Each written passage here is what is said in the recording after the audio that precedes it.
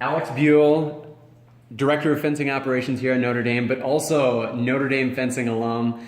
Alex, the Notre Dame brand, the Notre Dame uniform, all extremely strong and powerful, most notably for a lot of people in football.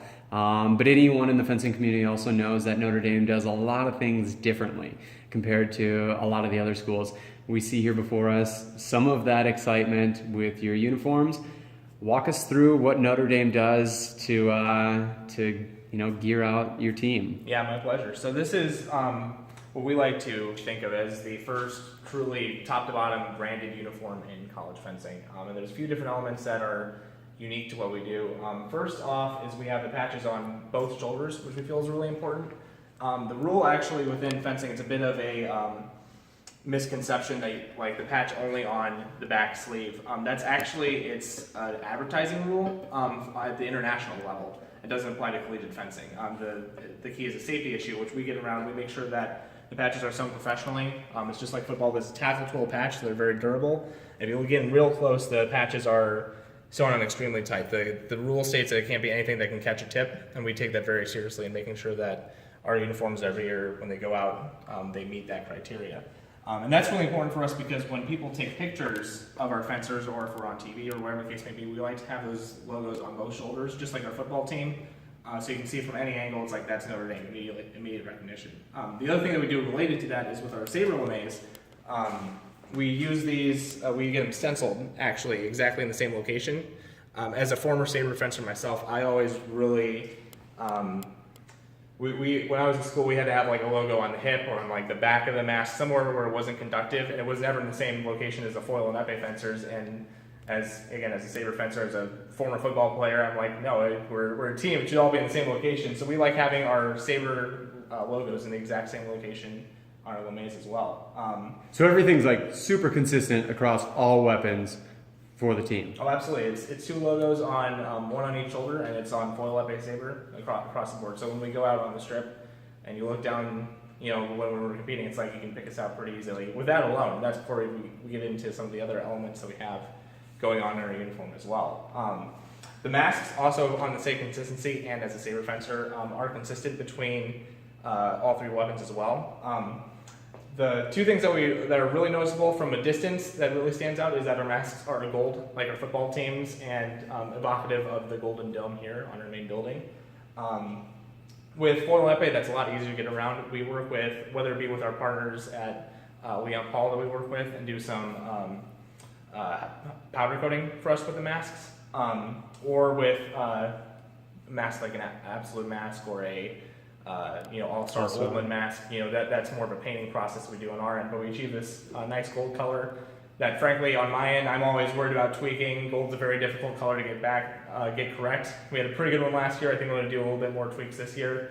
We're actually going to be doing that next week, so you're seeing them kind of at their most beat up right now, but we still like their overall look. With just in time, of course, for the season. And yes, in 23 days, as we are constantly reminded here. With saber, it's a little bit easier. It's just a painting process on our end. And last year we did sanding. Last year was the first year we were doing this, and we're always kind of trying to plus it. This year it'll be painting and wiping them when they're clean. Either way, what happens is... And so what you're describing is in the past that you'd paint them and then come back and have to like really put some work into it and sanding it. Now you just wipe it off in the front. Right, which in addition to like really taking out some of the color with the sanding,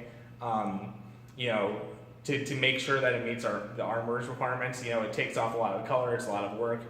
This year, after reading some of the best practices out there and doing more research as we get into it, we'll be adopting that where you paint it, wipe it down when it's still wet to expose the tops of it. Either way, whether it be sanding it or wiping it, the goal is to take the paint off the very top of the mask, so when you hit it with a blade, it'll still conduct. Likewise, kind of our signature the last couple years with the masks has been our badges, which again, you're catching us at a very difficult time with these. Our badge sets, except for these two that kind of did not, that kind of escaped my eye the other week, we actually sent these out to Hydra Graphics in Portland. It's a company that works with a lot of football teams with their helmets in particular. Basically anything solid that you can, I think they do like hunting equipment or like laptop cases, stuff like that. They put these really cool shiny coatings on them And so when we send it out to them, we actually get the same exact finish as our football team does on their helmets. So when you see that on Saturdays, and as well as our hockey team has adopted that well. This one has seen better days. This has been through a whole season of competition last year, and then we left it on, and I think this fencer practiced with it as well, so it really got beat up. When it comes back, our whole set for foil and epee will have this nice shiny gold coating. It's textured, but again, it's the exact same finish that you see on our football helmets when they go out on Saturdays. And that's consistent between both foil and epee, right? Correct, yeah. And an added advantage of the texturing that I think you can kind of see as you get in close there, the pebbling effect, is for epee, it actually meets their requirements from a technical standpoint. Epee requires the tip to be able to hit the target, and because this is a valid target for epee, that pebbling allows the blade to catch it when you hit it. So we're really fortunate that it's kind of a happy coincidence that football thought of that for us. I don't think they were thinking of a fencing application for it, but that's what we get to do for that. Going back to the consistency bit across, like especially the saber, and again, as a saber alum, saber we can't do that because that is decidedly not conductive at all. So for saber, what we do is our badges are made out of polished brass, and they get really shiny. This was actually could be due for some polishing right now to get it shined up. But yeah, we polish them up before every tournament. They're all nice and shiny. And when saber actually, I always kind of like it for saber because at the beginning of the year they're clean, they're pristine. And as the year goes on, it gets a little bit of that textured effect just from wear and tear. You know, it still looks great when we polish it up, but it even gets a bit of a more consistent look between saber and foil and epee. It gets its own texturing just from normal use as we go through it. But completely conductive, it just gets riveted right into the mask, and we're able to take them off, polish them, clean them, put them back on, and again, while meeting safety standards as we go here. So, moving on to the Knickers. Again, we like to, because each piece of the uniform as we go through is branded. Our Knickers use Under Armour's branding that they use on other equipment in the athletic department. The Knickers Because you're an Under Armour school. Correct. Yeah, we are not at all a Under Armour is not branched out into creating fencing equipment yet, so these are not Under Armour Knickers. But the stripe that we use is consistent. That's the same branding used on other Under Armour uniforms, other Under Armour pieces of apparel that other teams wear. So it's a very consistent look. It's on both legs again. Again, it's the same stitching. It's stitched on nice and tight so we don't have loose edges out there that people would catch.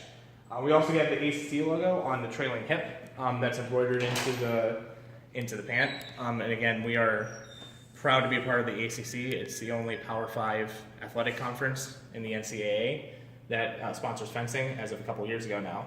And we're really excited to have that relationship and really kind of leverage that brand too in our uniform. And then the last but certainly not least, our socks, probably the most common branded piece of fencing equipment out there. But again, it features that same stripe that you see on our pants on some of the other teams. And that's where we get to show off that Under Armour UA logo a little bit on the front of the shin. So we get that going on as well. So. And one, I guess, maybe closing note about the uniforms. You mentioned a few of the different brands in the partnerships with, Absolute, Leon Paul, All-Star, Blue Gauntlet.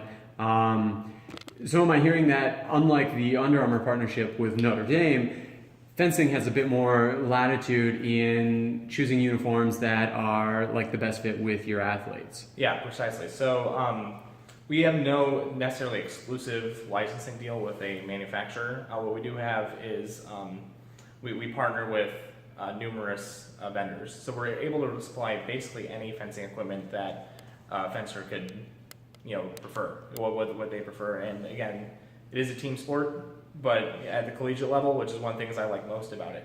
But it's still very much when you're on the strip, it's you versus the other guys. So we want to make sure our fencers are getting exactly the equipment that they prefer to fence in, however possible, and we do that overwhelming amount of the time. There's very, very few cases are we not able to track something down that our fencers don't want to fence with. So we're really fortunate to benefit from those relationships with our vendors, and to really outfit our fencers as they prefer. So it's not like Leon Paul is the official sponsor of Notre Dame, or Notre Dame is officially like a Leon Paul school. Instead, it's like, Ari Simmons comes in wanting to wear this, or Lee Kiefer prefers to wear this type of mask, or is, maybe a Leon Paul athlete or something. they have the ability to choose that. Yeah, and oftentimes we'll respect individual athletes as part of their duties with the national team. Yeah, right. We'll respect those relationships as well. But from us, actually, I could be wrong on this. With Under Armour, as they are the athletic department's exclusive equipment provider, and as they don't make fencing gear, the department tends to shy away. We don't want to have exclusive partnerships necessarily in other areas. So yeah, we're able to kind of leverage these to. We enjoy that flexibility. We enjoy working with each one of our vendors. Yeah, and that flexibility just to be able to outfit our student athletes this way is great for us. So awesome. Yeah. Super exciting. Thank you, and we look forward to seeing the bright and shiny gear at the Penn Elite invite. that's right. All right.